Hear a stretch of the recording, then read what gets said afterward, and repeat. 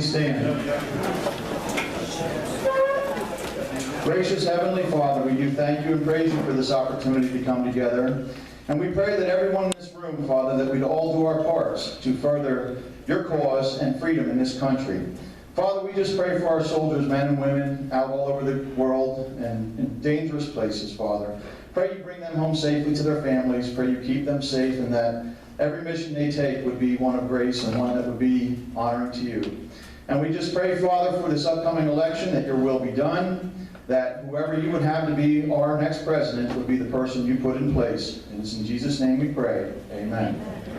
Join me for the pledge. United States of America, and to the republic for which it stands, one nation, under God, indivisible, with liberty and justice for all.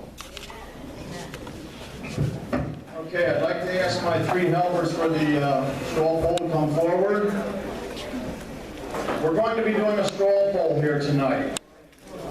And we have it clearly marked Democrat, Republican, so please vote your party. If you're an independent, that's fine. Mark whichever party you would vote for. If you're an independent, you're going to vote Democrat. If you're an independent, you're going to vote Republican. Either way, just put an I on your poll so we know that you're an independent. So when we tally these up, we know how many were Democrat, how many Republican, how many independent. Has everybody got the rules? Okay. If you got... Oh. None of you. Oh. Oh, yeah, that's right. If you don't like anybody, we do have a none of the above.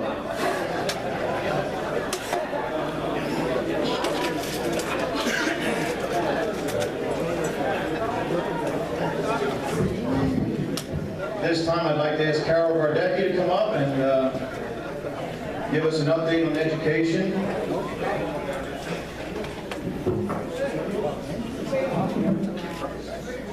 Okay.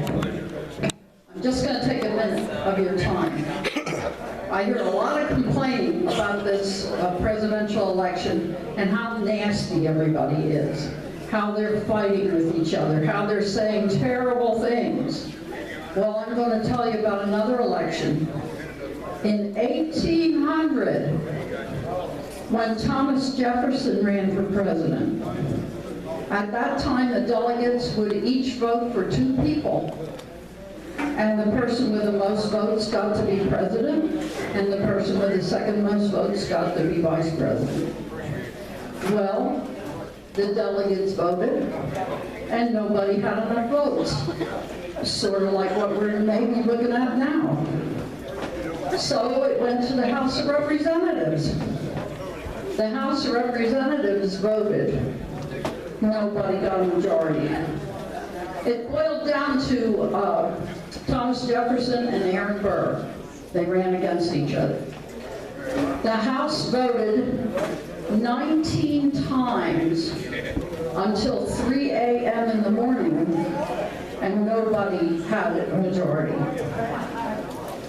They kept voting and meeting for 3 more days. After 3 days, they had 33 votes, and still nobody had a majority. Finally, after the 36th vote, Alexander Hamilton sort of went around the room and twisted a couple arms, and they think, nobody can prove this, but they think Jefferson might have made some deals with some people. But at any rate, after the 36th vote, they had enough votes and Jefferson became president. And Aaron Burr was very bitter about that. And as you know, about 3 years after that, Jefferson and Burr had a duel. And Hamilton and Burr had a duel. And Burr shot Hamilton, and I'm sure a lot of that came from that convention where all those votes did not work out. Okay, my class in May will meet on May 4th, 6 p.m. That's a Wednesday, and on May 9th at 3 o'clock or 6 o'clock. That's a Monday. So Wednesday, May 4th, 6 p.m., Monday, May 9th, 3 o'clock and 6 o'clock. Thank you. Thank you, Carol. It's a little noisy in the back of the room, so if you wouldn't mind to tone the conversation. I can hear conversations from back there. I can actually hear what you guys are saying at the table, so. That's pretty bad, so. Well, I'd like to bring, here.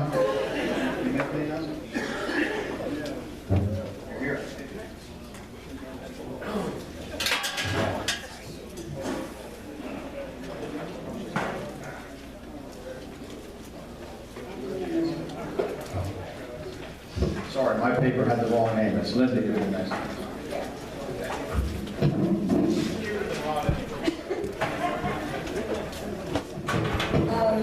Also, I just want to say one thing also.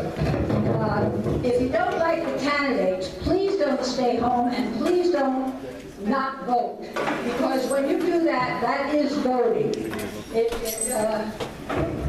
votes for the other person. They don't have to count on your vote. So please do not stay home. Go vote. And vote. No, I can't say it. Okay. I'm going to give you a report about delegates to the Republican National Convention. This is an overview of the process. The filing deadline for convention delegates was the same as candidates, which was February 16, 2016. Each delegate was required to have 250 good signatures from their district to be placed on the ballot. Republican delegates for the National Convention were convened in Cleveland on July 18th through July 21st. There will be a total of 2472 delegates. 1237 are needed to be the outright winner. There are three basic methods of how delegates are allocated among candidates: proportional, winner-take-all, and hybrid. Pennsylvania is a hybrid state, which awards delegates based on a combination of methods, which will be explained below. Pennsylvania is eligible to send 71 delegates to the GOP National Convention in Cleveland on July 18th to July 21st. The 71 are selected as follows. On Tuesday, April 26th, at the Pennsylvania presidential primary election, a maximum of 3 are to be elected from each of the 18 districts in Pennsylvania for a total of 54.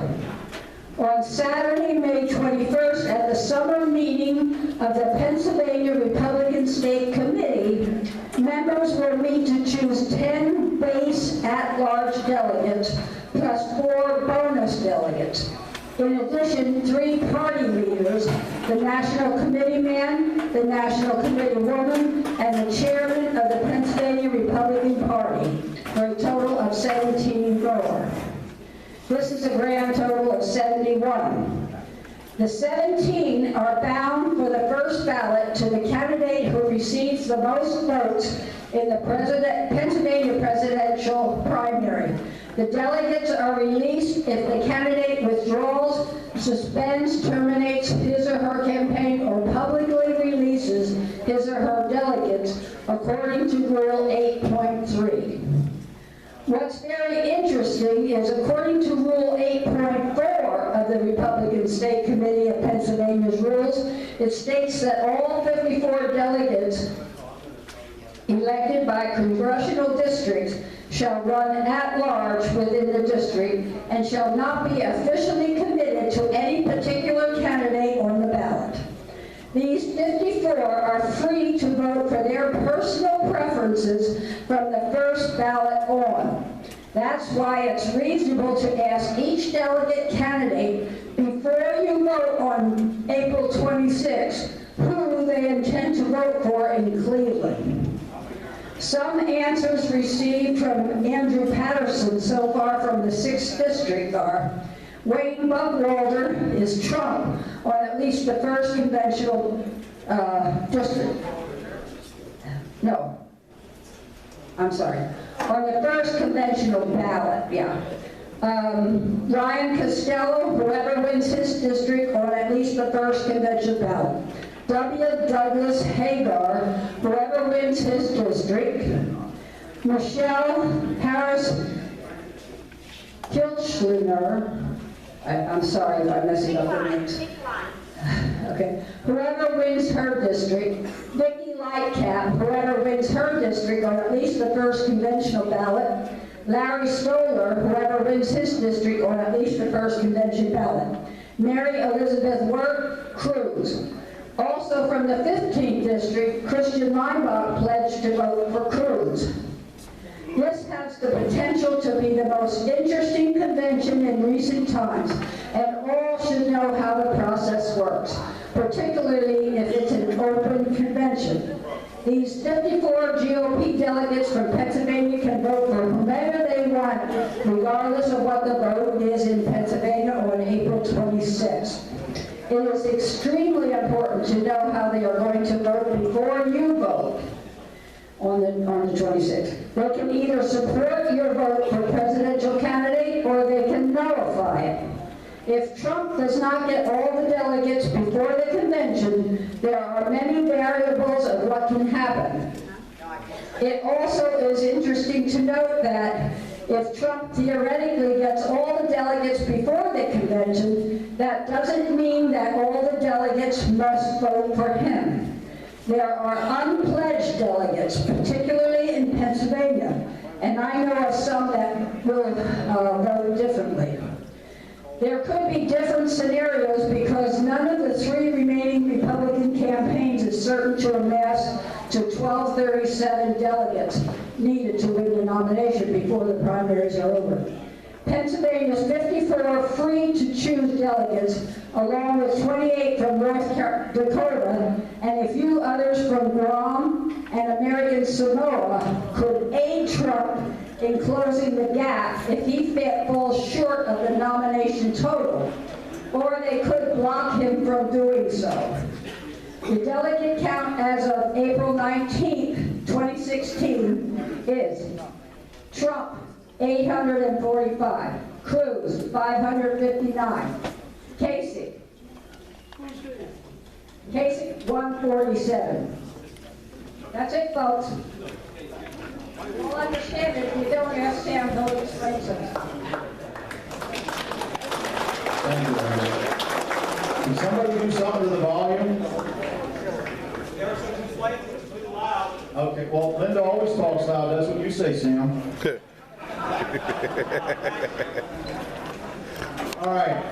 Does anybody else need more time to fill out your straw poll ballot? Okay. At this time, I'd like to ask our three people who handed them out to come back and collect them, and then Jake and Deb and Carl, you guys can all tally them up there at the table. Okay. Where are they supposed to get the ballots? They already have the ballots. If you don't have one, see somebody. They handed them out already. If you're missing one, go back to the table and get it.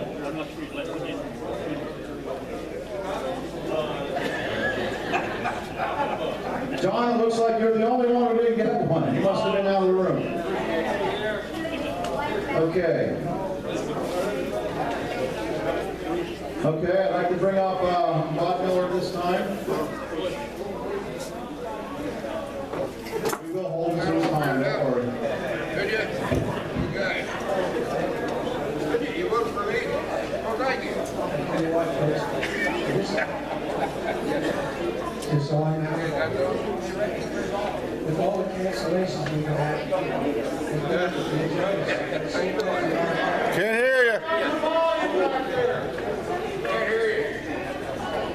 hey, All right. is it on? I voted that many times? Got them all in a row. Testing, 1, 2. Go ahead. You hear me now? Well.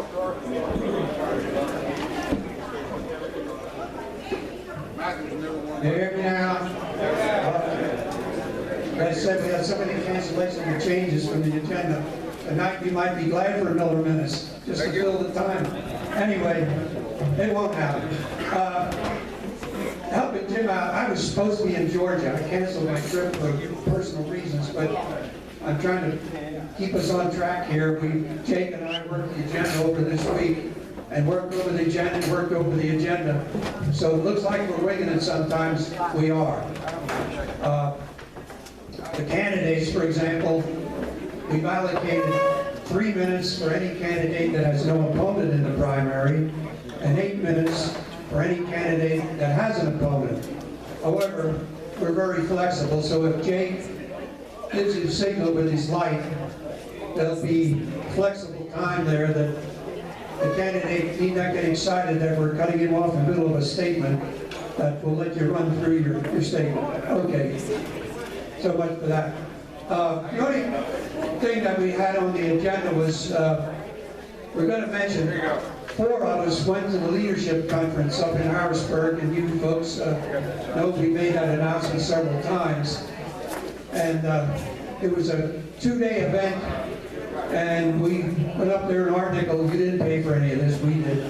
But it was a 2-day, 900 people, and it was the real caucus of the conservative element of the political scene in Pennsylvania. And just for example, what we went up there and saw, aside from the lobby, and we did plenty of that, we've got speakers lined up, and we listened to candidates. We had a good up front seat, our table. We took pictures. They're on the website. If you go to the website, you'll see our pictures. But we had the 3 key speakers, of course. Cruz was there, and I got pictures with him on the website. Kasich was there. Lousy pictures. He wasn't smart enough to stay up at the stage. He decided to walk around the 900 people, and he was nothing but a shadow. So if you see a shadow, that's really Kasich. The keynote speaker was Judge Napolitano, and he really rocked it. Napolitano is pretty strong on Fox, and when you hear him off camera like we listened to him, he was dynamite. He was really nailed it. So, other than that, I can say we lined up speakers. Colin Hanna of Let Freedom Ring, he agreed to be a speaker here in the future. Anita Moncrief, she is with America's Prosperity, a great woman, a black woman, and really had a personal story to tell. And when and if we get her book, and we will, that's one you don't want to miss. Who did we talk to? Who did we lobby with? Wagner was there, Scott Wagner, he was here. We spoke with him. In fact, when he was done, there was a chant among the 900 people. They were chanting, "Governor, Governor." So don't be surprised if something like that doesn't happen in the future. I spoke with Rafferty, Peters, Mike Fulmer. Otto was there, so we did speak to a lot of your key candidates on key slots in the state, so it was well worth our time, and in all probability we'll do it again next year, but it was something to be had and something to be learned. It was well worth our time, and our presence was felt. They know the Berks County Patriots was there. Smaller group as it was, we went around and we circulated, and we counted heads. Thank you.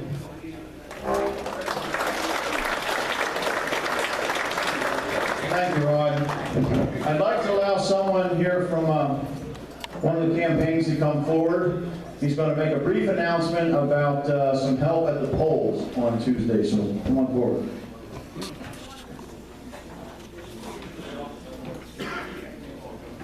My name is Tom Carroll. I'm actually the vice chairman of the Lehigh Valley Tea Party, and we've been out here a lot, and we are very impressed always with what you guys do here in Berks County. But I'm working on behalf of the Trump campaign in the 15th Congressional District, and that speech he gave about the delegates was very important, and it's very interesting.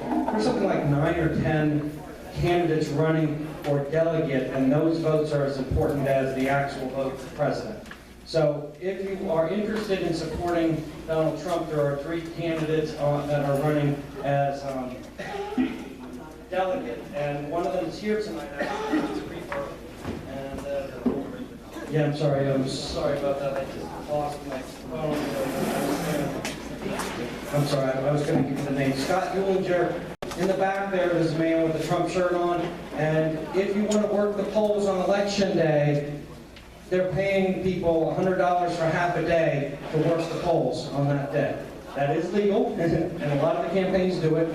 And I'm sure actually some of the other campaigns are also doing it. But if you want to sign up to work a poll for the Trump campaign in Tuesday, go to the back and we can sign you up. And we can also give you information as to who are the delegates, candidates, and which candidate they say they're pledged to vote for. Thank you.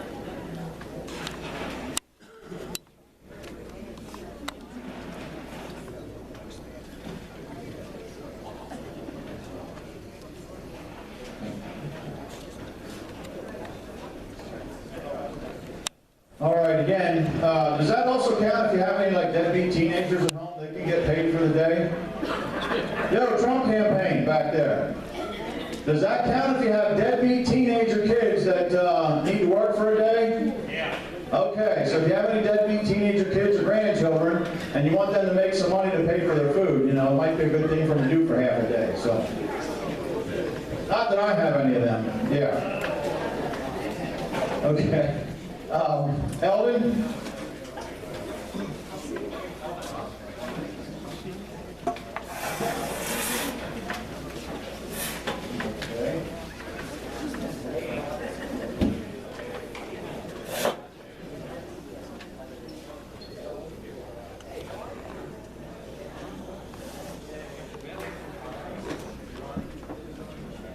All right, Sam, go on.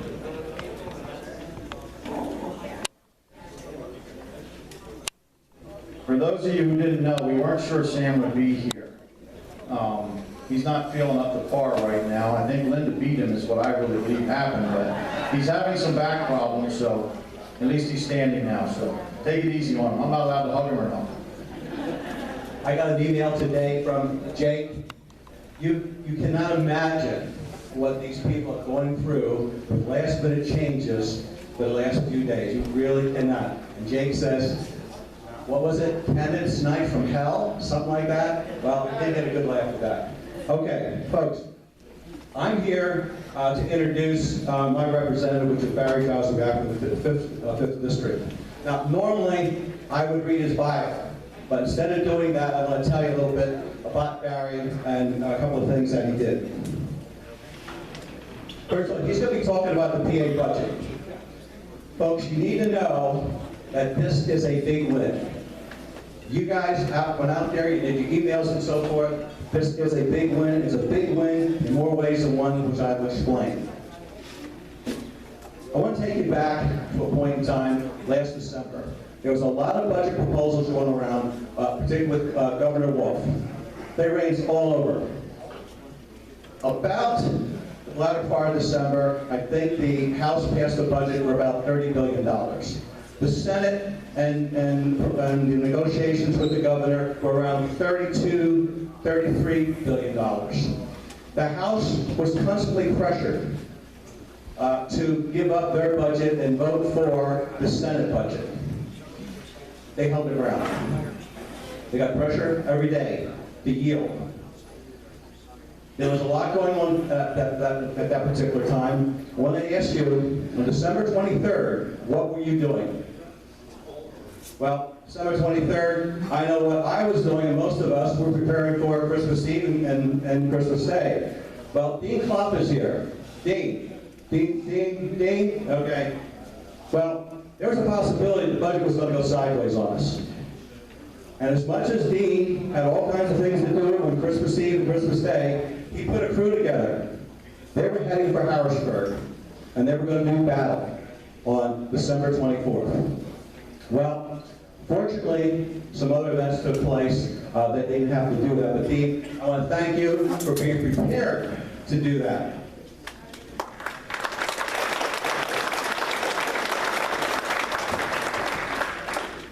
As I said, they kept pressuring the House because they wanted a bigger budget, and they figured that they would capitulate.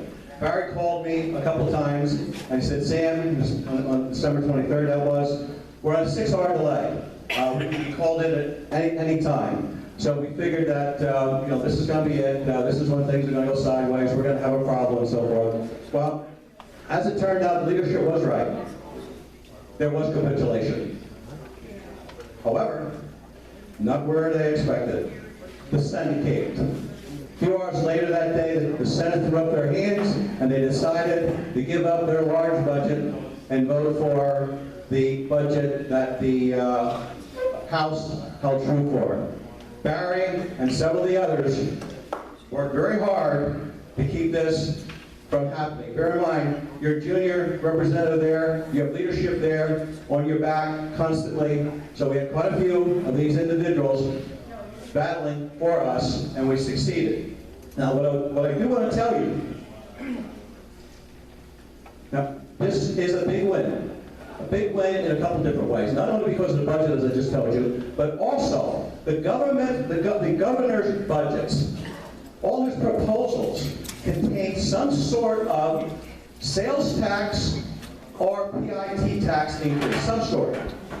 And had any of those going through, there's where we get our revenue source to eliminate school property taxes. And had any one of those gone through, it would certainly hurt our chances of that happening. So we really have two victories here. And this victory really is a team effort. It's a team effort from we the people, all of you.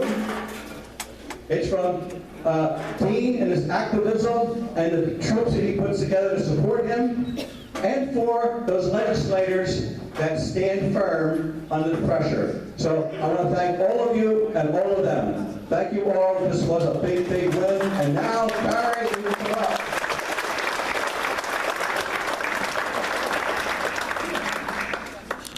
Barry, I hope I didn't take too much of your thunder. I just wanted to get a couple points there, so here's what to do. Thanks, buddy. Thank you. Thanks, everybody. Hey, it's a pleasure to be here.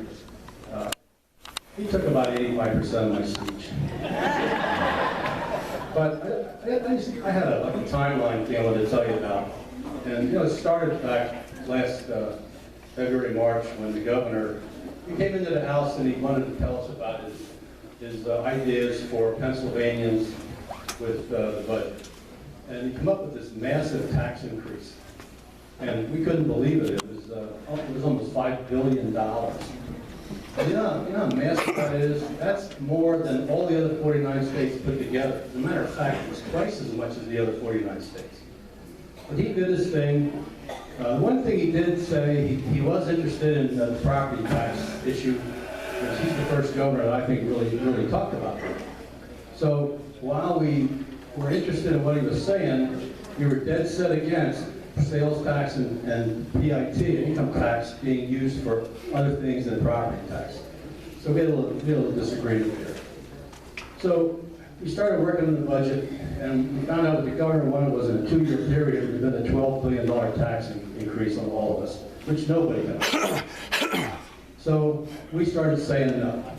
And not just me, the whole Berks delegation. And I got to tell you, we sit pretty close together on the floor. There's 5 of us sit right together. 2 of us sit, two other members sit in the next aisles over. But we're looking at each other saying, up or down. So what we started doing was we took the governor's budget and we decided we'll give it a fair look. So we put it on the floor for a vote. It failed 193 to 0.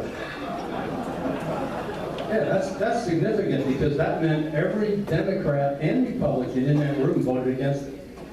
And we thought, oh, no.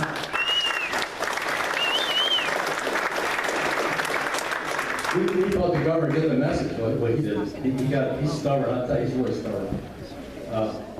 So they started negotiating, and we're working on the budget. So the next step comes along is we have to have the budget by June 30th, and we had it in, we put it in. There were some spending increases in it because of contractual issues and inflation, but there was no tax increases. So the governors started playing, and by the way, I'm not trying to bash anybody, I'm just telling you the facts as it went along. So just so we're clear with that.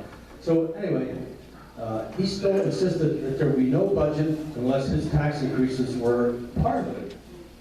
So we said, well, in the budget, there was 200, the budget's like 400 and 500, 401 line items. 274 of the line items were things that he wanted, and things that we gave him more than he asked for. And the budget has not been vetoed completely since the 50s. So that's how long it's been. Governors line item veto things, but they usually pass a lot of them. So we tried that. We gave him the budget. Of course, I don't even think he read it. He just rejected it in about 15, 20 minutes. He had no time to read it. So after that, we kept working all summer. We tried to do a veto override in August. We got to that point. We started bringing up bills. Well, that's where it became political. It was the R's against the D's. And the D's were backing the governor. So to get a veto override, we need 234 votes. We did not have that. So our veto overrides failed. The next step was in September 24th. We're starting to hear things like the schools are getting nervous, they're starting to borrow money, pressure's mounting. I'm getting calls, we're getting calls from the school districts saying, hey, we gotta get something done here. School teachers are calling us saying, approve the governor's budget, which we're saying, well, if it's for pencils and paper, maybe, but not wages and benefits. So we kept working on it. We got rejected again. And I'm going to make a couple quotes here. When the funding went through and he vetoed it again, his comment was, and this is a quote, "I want to keep the pressure on." And he meant that you guys would tell us to vote for his budget. As a matter of fact, it's not his budget, it's his suggestions. And the next thing he said to us was, "I want to fight." Well, Pennsylvanians didn't want to fight, they wanted a budget. That's what we wanted. So that didn't work. So we get into December, and I gotta tell you what, this is my first year up there, so I don't know any different. So in December, the other reps were saying, "How do you like being here in December?" And I said, well, we were there 6 days in December every week. We were home for Sunday. So I said, well, geez, I don't know any different. What do you normally do? I go to radio, but normally they're not there. So now in December, the schools are now saying, we're going to close. We're not going to come back after the school Christmas break. Well, this really got our attention because you can't let the schools close. So I'm driving Harrisburg one morning, I get on the phone. I called the superintendents from Schuylkill Valley, Topahawken, and Fleetwood, which is the 3 complete school districts in my area. And I said, hey, how are you? How are you guys doing financially? And they all said, we're pretty good till about March. Well, okay, that gave us a lot of wiggle room. And I didn't call, my district does take a piece of Hamburg, a piece of Ole, a piece of Carmel Weiser, a little bit of Exeter, but I did not call those schools. I figured these 3 are good. I know the Berks County people, the other ones are probably okay too. They were getting the school property tax money in. So rumors were floating around the Capitol. Things were getting bad. They were talking about again about the sales tax and the income tax, and it was not designated for the property tax, which is what we, the Berks County group, is trying to block. If they come up with a sales tax or a PID tax, it's got to go to dollar for dollar for school property tax elimination. That's our goal. So anyway, we're in December. It's like doom and gloom. The governor's out there telling everybody he has a deal with the Senate Republicans, the Senate Democrats, and the House Democrats, and the House Republicans are the bad guys. So we bring up this one budget, the $30.8 billion budget, bring it up, and we're going to do a vote on this. So we get a hold of the Senate, and we said, all right, before we do this, to fund this money, this extra $800 million that you're talking about, where's your fiscal cut, how do you spend it, and where's your tax plan to pay for it? Well, they didn't know what we were talking about, so we don't have that. I said, well, then we said, no, we're not doing this. We didn't just say no, we said, hell no, we're not doing this. It got really, really contentious. So what I think you need to know is, during this time period, we were getting emails, phone calls. People would stop me on the street saying, hold the line, no, don't raise my taxes. say, stand up to Wolf. And I say emails, I'm telling you, we were getting 100 a day, all of us, and sometimes more than that.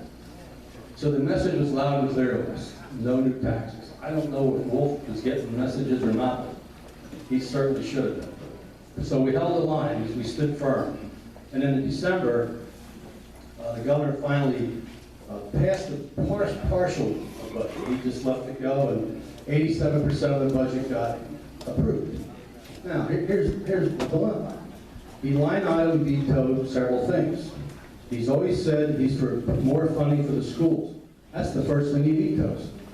He took out, I forget what it was, $3 billion for funding schools. He took out the money for the Social Services, Human Services Agency. He actually stopped funding the state prisons. And I said, wait a minute, you gotta let 50,000 bad guys loose now because you're not gonna fund them? We're not doing that. So, what I want to tell you is, your voices were loud and clear in Harrisburg.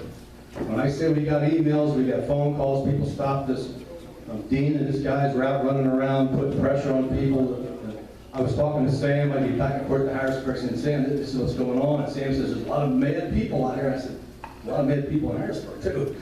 But together we got it done. And I gotta tell you something, keep it up, keep doing it. That's what those people in Harrisburg need to hear. It's great that you all did that.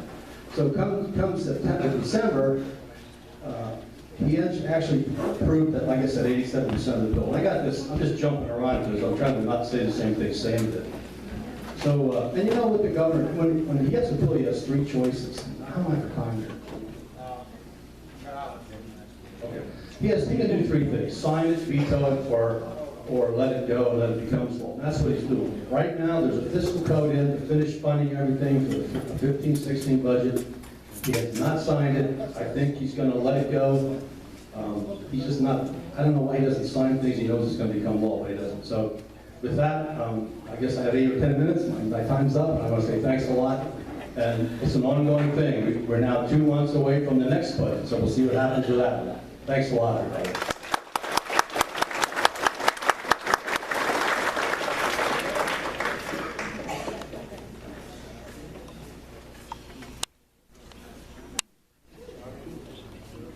I have a second job here today, too. This is candidates night. I'm a candidate. I'm running in the district again. The term for me is 2 years. Pretty much most of you know my background, and I think we've done a great job in Harrisburg doing a lot of things done. I'm asked to speak for Senator John Rafferty tonight. The senator is a good friend of mine. He's running for Attorney General. He's in Pittsburgh tonight giving a speech in front of 500 people. He just wanted me to let you know that his intention is to restore the integrity and the confidence and the public's confidence in the office of Attorney General. He has a wealth of knowledge, serving as a state senator, deputy attorney general, and an attorney in private practice and a small businessman. Senator Rafferty is endorsed by the Republican Party of Pennsylvania, Pennsylvania State Troopers Association, the Pennsylvania Fraternal Order of Police, the Professional Firefighters Association, and the recommendation of the Firearms Owners Against Crime. He has priorities to protect people, children, predators, to go against predators, have mobile street crimes units. He also wants to put in some new ethics plans in the Attorney General's office. The senator is the only candidate in this race who will clean up that office and allow the good prosecutors to go back and do what they're supposed to do on their job. And here's the real big thing. He has been a solid supporter of SB 76, which is, we need somebody up there like that. We really do. So I'm on his team. I'm asking you when you vote, please vote for John Rafferty for senator and Harry Joswiak for state representative. Thank you. Thanks, Larry. At this time, I'd like to invite Joe Stearns up here, and he has an announcement for another candidate.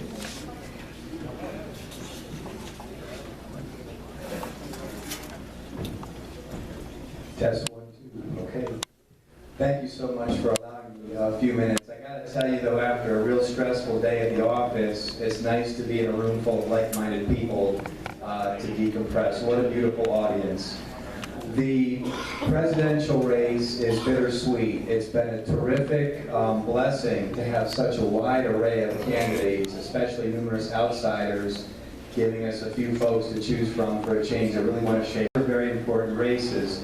First and foremost, in my mind, is Attorney General of Pennsylvania. I have 2 young boys. Many of you have young children or grandchildren, nieces and nephews at home that you want to protect from what is a growing epidemic of people preying upon young kids, using the internet especially as a snare to lure them in. We have a predominantly elder population here in Pennsylvania, many folks needing protection from what unfortunately is a cottage industry of scamming the elderly and also elderly abuse. We also have, unfortunately, in Pennsylvania, one of the most corrupt states in the country, routinely voted year after year, one of the most corrupt states in the country. Pay raise, bonus gate, you guys know the story.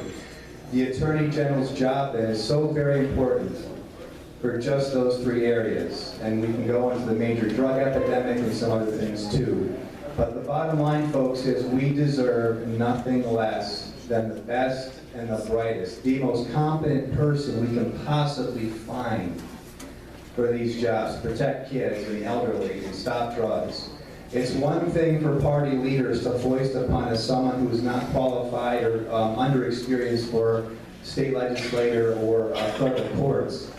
But when it comes to Attorney General, it is simply not acceptable. Now, the good news, in Joe Peters, who I'm here for tonight, we have someone who's qualified to be the Attorney General of the United States, let alone Pennsylvania. You'd be hard-pressed to find someone with a resume like his, and I just want to read you some of that resume. He started at the very base of law enforcement as a police officer in his neighborhood, in the Scranton area, to protect his family and friends from bad guys, and had some run-ins and really put his life on the line in that regard. He's been a chief. He's been Pennsylvania's top drug prosecutor. He worked 17 years in the Pennsylvania Attorney General's office as a deputy, as a top drug prosecutor. He was tapped by 2 United States presidents to be a drug czar. He worked in the Bush 43 White House, was one of those roles. He was in Nicaragua helping to fight that drug war. I know, I'm getting there. Wait for it. How many of you know the term, or the name Elliot Ness, or the term untouchable? Go ahead, yeah. One of my childhood heroes, Mr. Untouchable, Joe Peters, when he was a federal mafia prosecutor, he locked away the infamous mob boss, Little Nicky Scarfo, who ordered a hit on a judge and bribed counsel with $1 million, and Joe Peters locked him up and no one said it could be done. He got the name Mr. Untouchable. That's the kind of guy you want in the Attorney General's office. There is some truth that needs to be told, and I need to tell it right now, with all due respect to Mr. Joswiak. We heard an episode about December 23rd from Sam and Dean. There was another December 23rd back in 2003 where we lost the fight. We passed a budget that raised taxes by $1 billion thanks to Ed Rendell and some Republicans. Well, one of those Republicans was John Rafferty, who supported that tax increase. And he blocks paycheck protection, okay? So folks, if you're looking for a constitutional patriot and a proven crime fighter, please, please, please, Joe Peters for Attorney General. Thank you. Thank you, Joe. At this time, Eldon. Eldon's going to stay on track, and okay, get ready with the milliminute timer.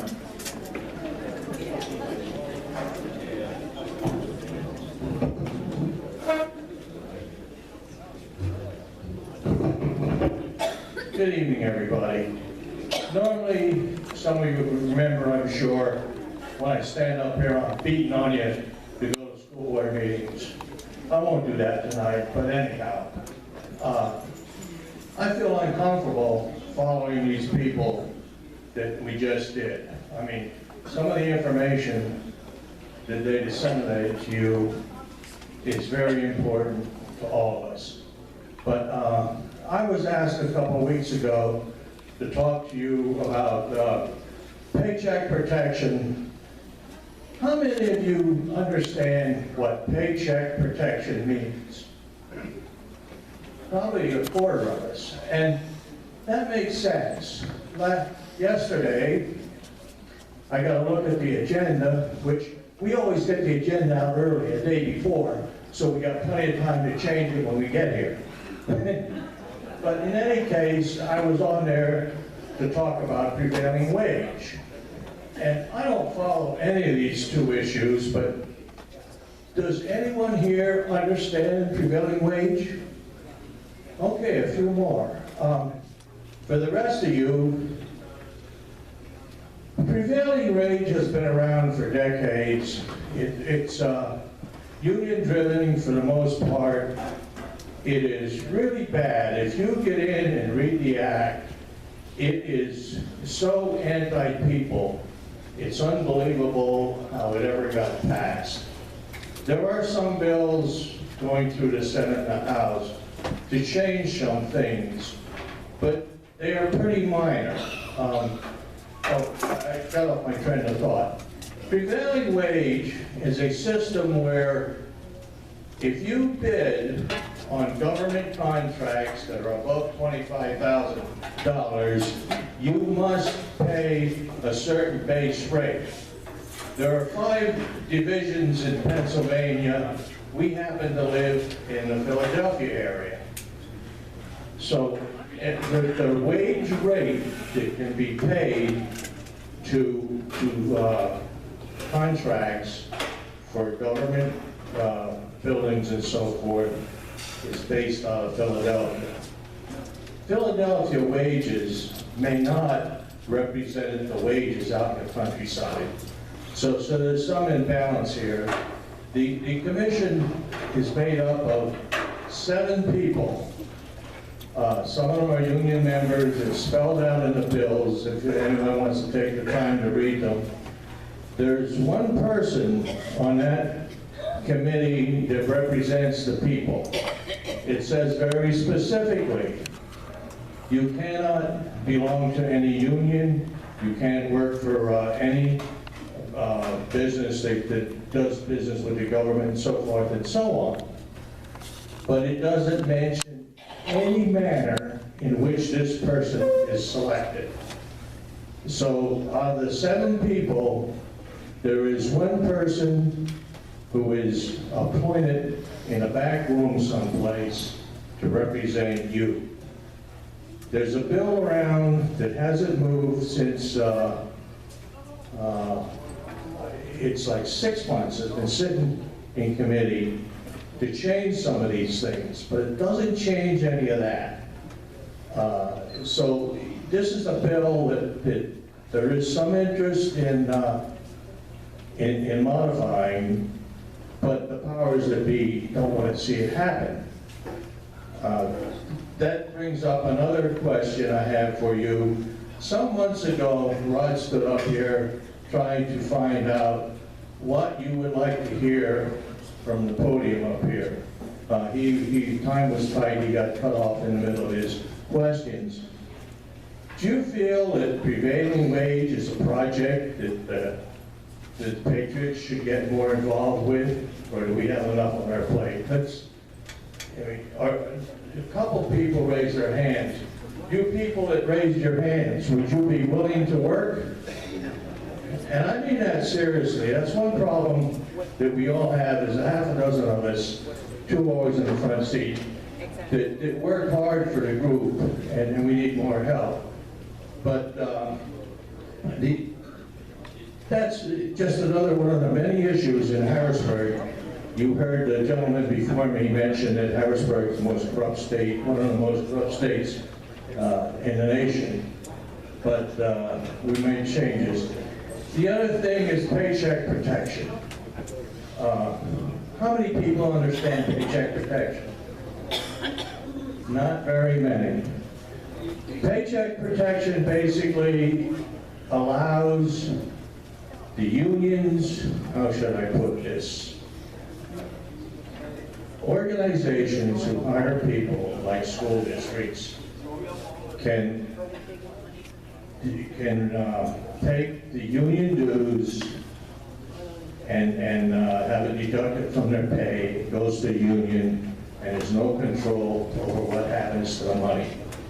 There's a bill, it's Senate Bill 501, to change that and to, so that the unions can no longer have their union dues deducted, but from the employees, government employees. That bill, I read it very carefully. It's been modified 3 times now. It's sitting on a table, whatever that means.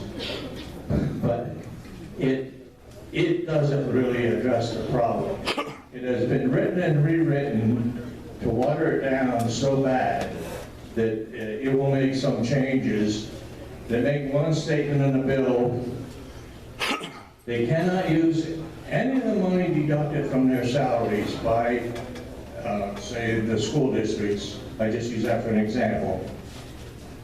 Cannot be used for political purposes.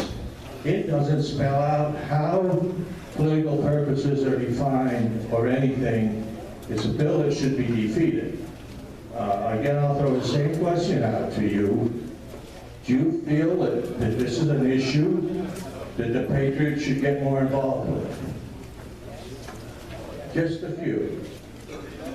Well, that's about all I have to talk to you about, but it's just 2 examples of issues that are in Harrisburg that impact our pocketbooks that should be changed. And I don't know how we, as a group, can get more involved. 76 is by long ways not dead. There's a lot of activity going on between the powers that be that probably is not for public publication at this time. But you'll probably be hearing more in the next couple months about what's going on. If you want to understand a little bit more about how things get through the General Assembly, here's a book put out by the House of Representatives. We can thank Barry for using some of his funds that we so graciously give him to run his office to provide them. They're back at Carol's table. Do you people have any suggestions of what you feel the Patriots should focus on? I do. Annie? I got 30 seconds. Okay. Thank you very much. Thanks, Eldon. In case you're not fully aware, you are affected by prevailing wage, by the way. A school built right here in the area, let's just take a number of $5 million. Well, they're going to build you a little elementary school for 1,000 kids for $5 million. When another company could build you that same school for a lot less, maybe $2.8 million, well, that affects all of our pocketbooks and our taxes. So that's what prevailing wage is all about. Unions have all the big contracts locked up. I used to work unions, so I'm not anti-union, but there's some things about it I don't like. I also don't like when they would take money out of my paycheck and use that money to support candidates who I had no desire to give any support to. So that's where they should be collecting their own dues, and paycheck protection. So. All right.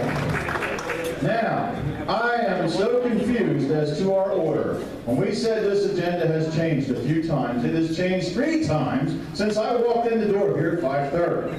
So, who are we bringing up next now? Chet Violet.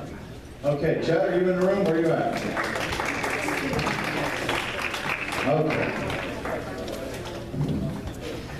What I have written here, and down there is 3 different things, so I'm not even sure what to follow anymore, so I'm going to ask questions as we go. So, Chet, you're up.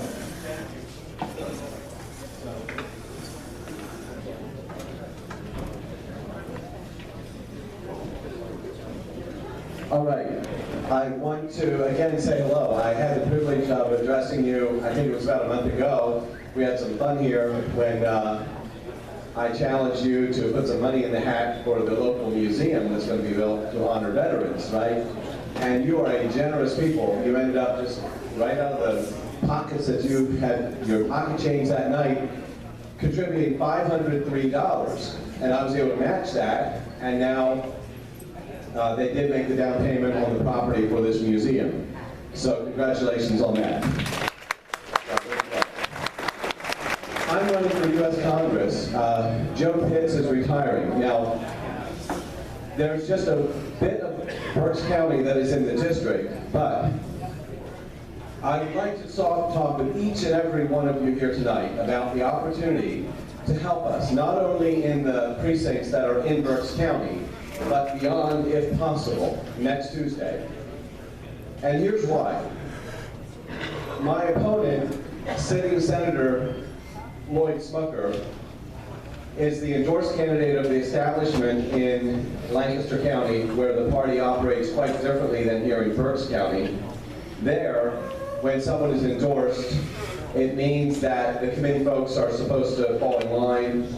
It means that all of the moneyed folks are supposed to give to the endorsed candidates and all that goes with that. It's a pretty strong endorsement county. Now, as a result, I am up against it, if you will, with the establishment. But when I share with you, as I will over the next 2 minutes, where my opponent stands on the issues, you will understand why it's important that we prevail in this contest. My opponent, for example, on Common Core, he's the chairman of the Education Committee, and he has spoken in favor of Common Core.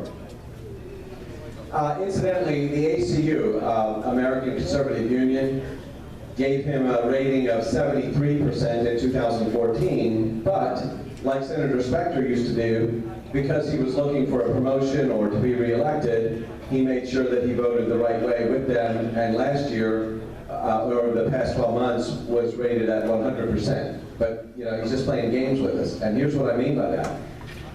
I want to ask you, I want a show of hands. Who all here knows what we mean by Obama's DREAM Act? The DREAM Act for Pennsylvania. Okay, the DREAM Act means that your tax dollars go to pay for college education for illegal aliens. And you would think that the DREAM Act, Obama's DREAM Act for Pennsylvania, you would think that that would have been sponsored by perhaps a Democrat, right? Or at least a liberal Republican from down in the Southeast trying to do it for whatever. No, it was sponsored, authored by Senator Lloyd Smucker out of Lancaster County, and now he wants a promotion to Congress. Also, Senator Alloway out of Franklin County, back in October, he put forward a bill that would withhold state funding for any municipality or city like Philadelphia that declares itself a sanctuary city. And you all know what we mean by sanctuary cities? It means that when an illegal alien commits a crime and is incarcerated after they're done serving their time, simple thing, turn them over to the feds so they can be deported. Well, Senator Alloway put forward a bill that would penalize sanctuary cities in Pennsylvania. There was one Republican on that committee who voted against that. It was my opponent, Senator Smucker. Can you believe that? You'd have to ask him why he did that. It makes no sense.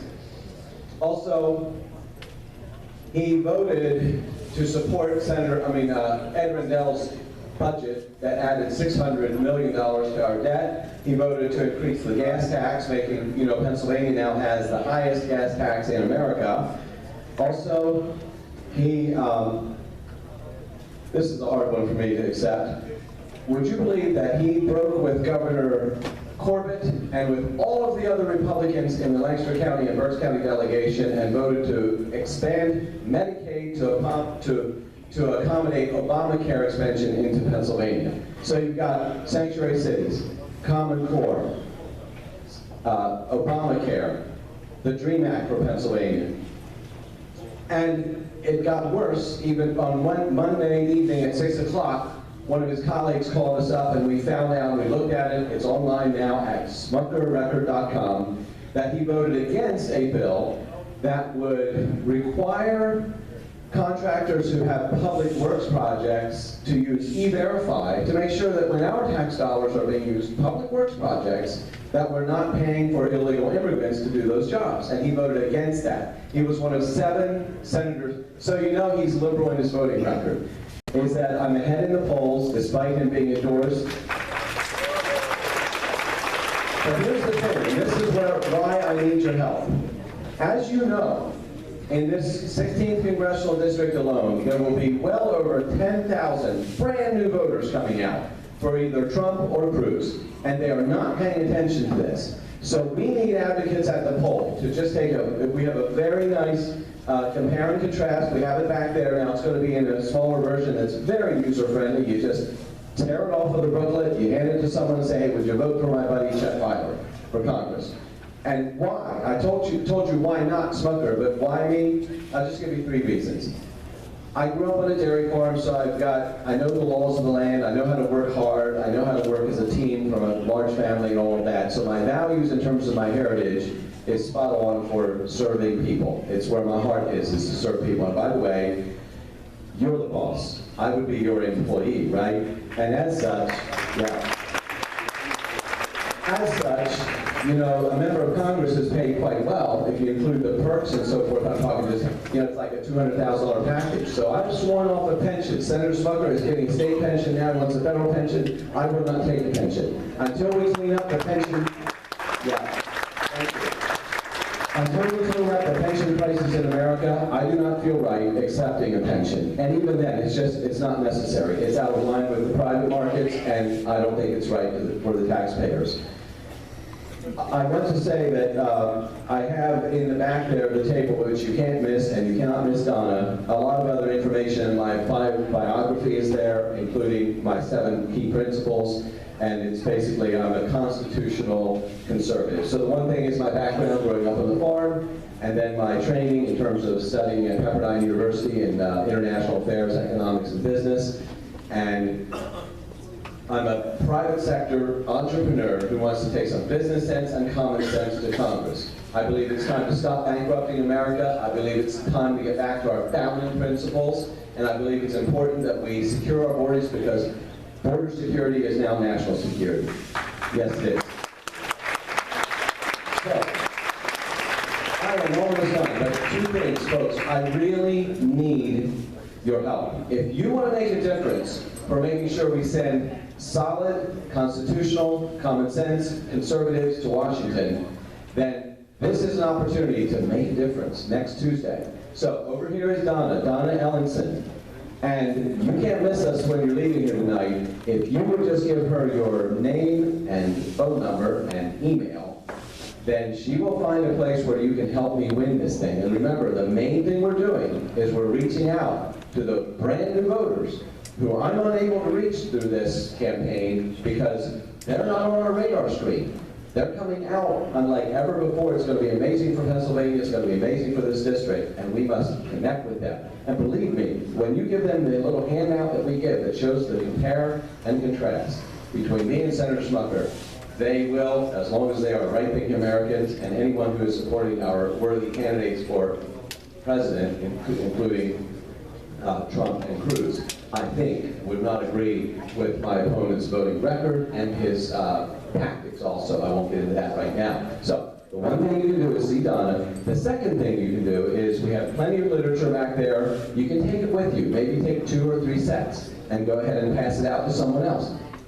My name is Chet Weiler. I'm running for the U.S. Congress. I need your help. For the sake of freedom and liberty and constitutional integrity, do what you can, please. Thank you so much. I'd like to ask Bill Evans to come up. He's going to be speaking for Judy Schwenk.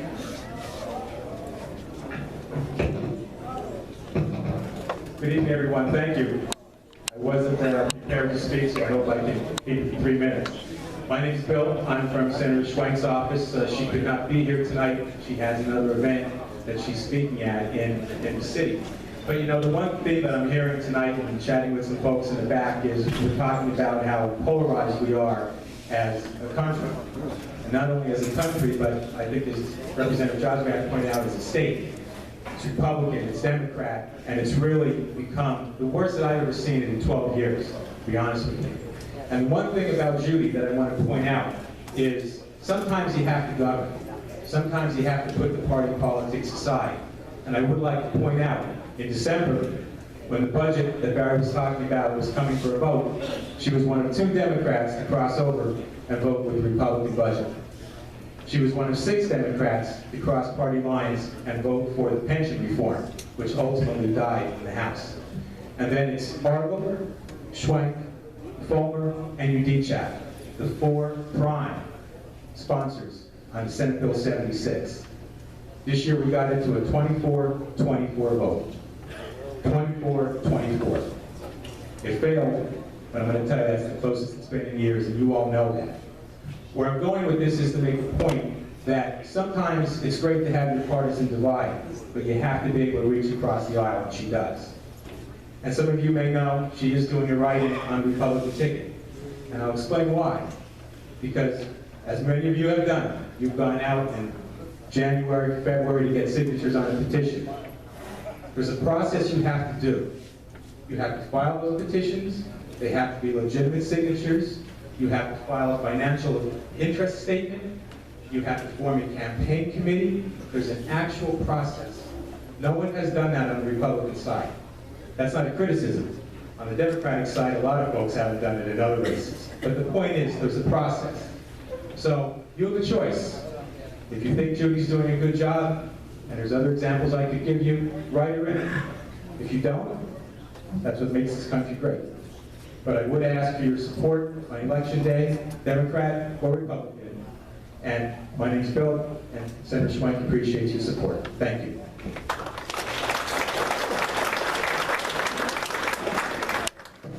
This time I'd like to ask Annette Baker to come forward.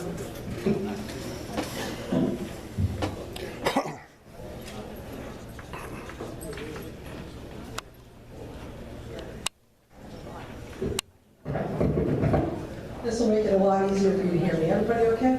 Hear me fine? That's fine. All right.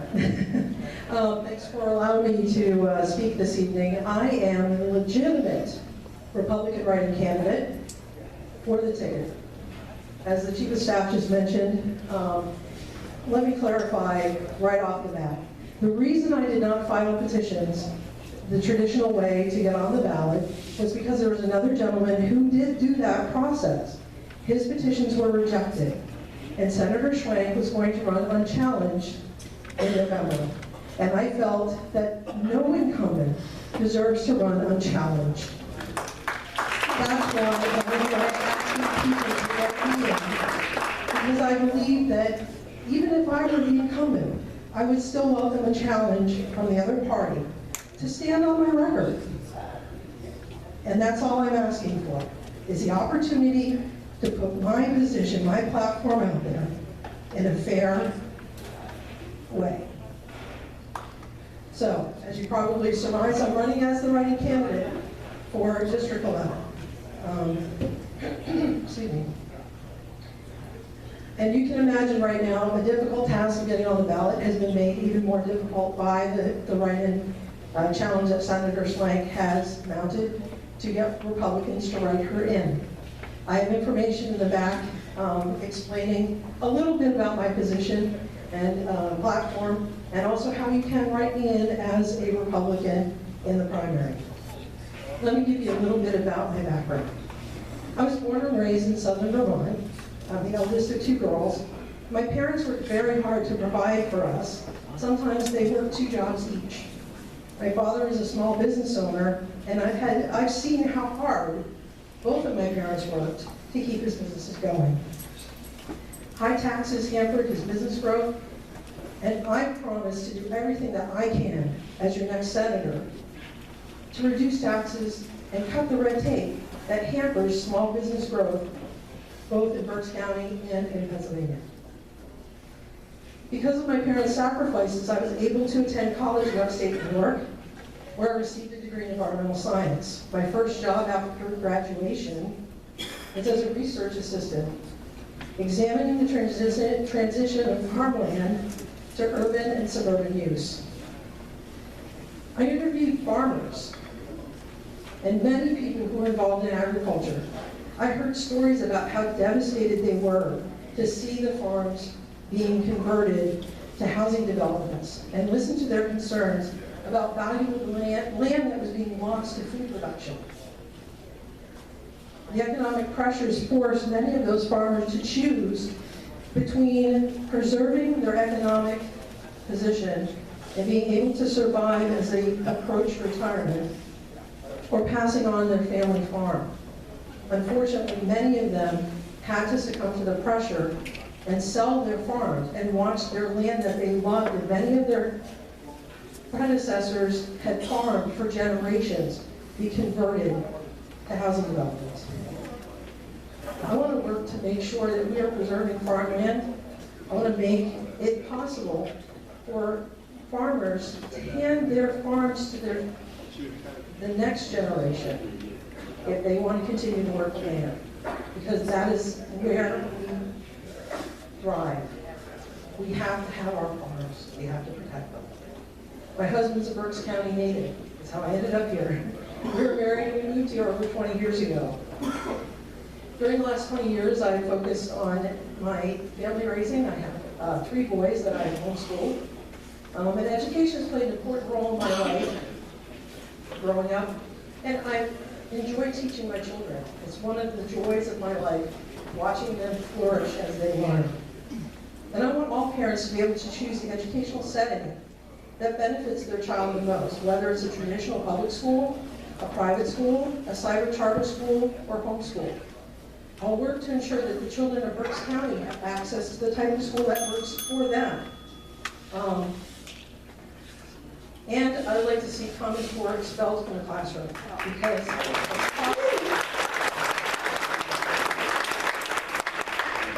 it's very costly, it's untested, and it doesn't accurately measure the academic progress of all students. The economic future of Berks County and the Commonwealth are directly affected by 2 issues, and I'll wrap it up really quickly here because I know I'm running out of time. Other people said property tax elimination and pension reform. I will lead the way to try to keep everyone in the party on the right side of the line on property tax elimination. There is no reason anyone should be crossing the line and voting against the people of Pennsylvania anymore. It is wrong, and we need to get rid of property taxes completely. No partial, completely eliminated.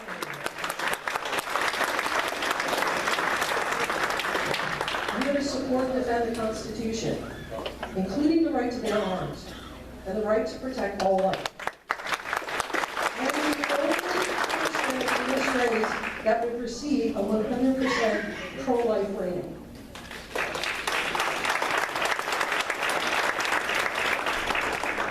And I would not support any tax increases until the waste, fraud, and abuse in Harrisburg is addressed, eradicated, and then come to you and say, okay, we need to work on this. But I would never support a tax increase until we clean up Harrisburg. There's too much waste going on down there. There are ways to cut everything. And we can solve the pension crisis. There are plans out there. There's just no drive to do it. I want to be that voice in Harrisburg that says, you guys have had enough time. The people are sending new representatives who want this job done. Let's get her done.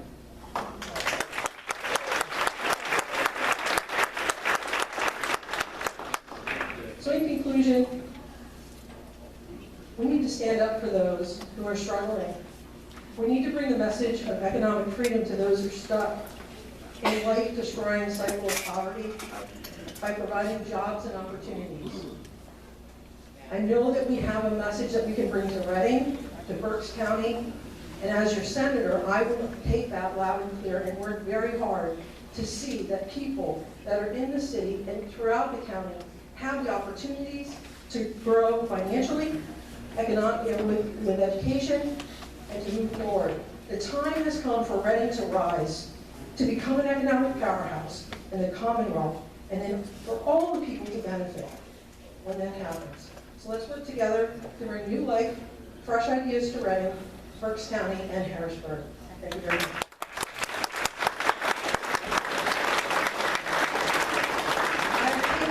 If you'd like more information on how to write my name in, we have have handouts for you to take to the polls. Remember, I'm a legitimate Republican here.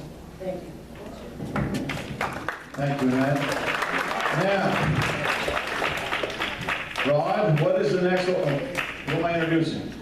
Rod, you better do this. You changed that so many times, I don't have a clue where we're at. Come on up. Casaccio. Okay. Stan Casaccio. All right. Sorry, it's been changed so many times, I've never seen this go. Thank you. There was an accident on the turnpike, so I got to drive back through 73 and see all the beautiful farms out here. I told Diane, my wife, who happened to come out here tonight with me, because I gave Jeff the night off. And I got to tell you, it is beautiful up here. It is really beautiful. The only thing is, how do you plow the snow? It must be unbelievable plowing snow. What smell? Anyhow, look, this is an interesting year. This is election year. It's really important, especially for us as being involved in the Tea Party like I've been. 2010, April, I was down in Washington, D.C. A friend of mine, I said, listen, we got to get down there for the Tea Party rally that we had in 2010 in April. So we jumped on the Cell train, and on that train there were people from all over the United States, from Dallas, from Kansas City, from Spokane, Washington, from Oklahoma City. They couldn't fly into Washington because all the flights were taken, so they flew into Philadelphia. We had a great time going down on the train. We got there, went out of Union Station, and there was a sea of people from the Capitol to the Washington Monument. How many people were there? Remember that? Remember that? It was great. People were carrying plastic bags, picking up the trash. I remember one of the park guards said, this is the cleanest group of people I've ever seen. And we got there, I saw Nancy Pelosi crossing the street, you know, we threw a couple of barbs at her, you know, some cheer and everything else. It was great. I'll tell you, there were all kind of races and creeds and languages being spoken, every kind of great signs. Some of the signs were really funny. But when I got home, I said to Diane, I said, I was so excited. We made a statement. We knew that things were going to change because we made a statement. But then I turned on the TV, which I shouldn't have done. And they said, well, there was 50,000 people. They were spitting and cursing, and there were a bunch of racists. And I turned to Diane and said, you know what? We're really in trouble now. Well, guess what? This coming Tuesday, the 26th, and I got to tell you something. It wasn't just from the left. It was from our own party, the Republican Party, the establishment. They wanted our votes, but they called us every name in the book. You remember that? No one stood up for us. Not one person. And that ticked me off. Well, guess what? This Tuesday is payback day. You can tell I'm a little upset about it. But it's payback day. It's time that we put Pat Meehan, a career politician. You know, he does that wonderful John Kerry routine when he's explaining his votes. First I voted for it, then I voted against it, then I voted for it. By the time he's done, you don't know what the hell he voted for. And I just... So, as I said, this Tuesday is very important for us. But I'm going to just go over just a couple of things, because it's important to understand why. This is not about me. This is about the record of the establishment and how they've sucked us into this new elite ruling monarchy that we're no longer voters, we're just subjects. We're just subject in this new area. And I refuse to accept that. A couple of things.